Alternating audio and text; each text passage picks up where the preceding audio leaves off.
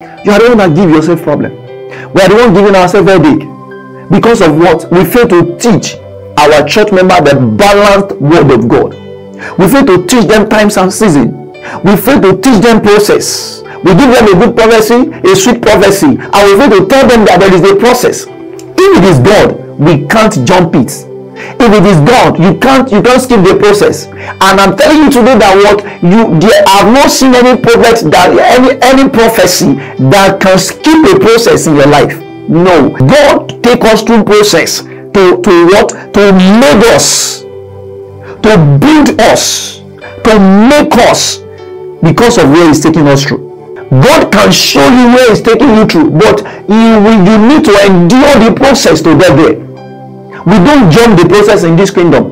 We follow and endure the process to get to the right destination He has promised us.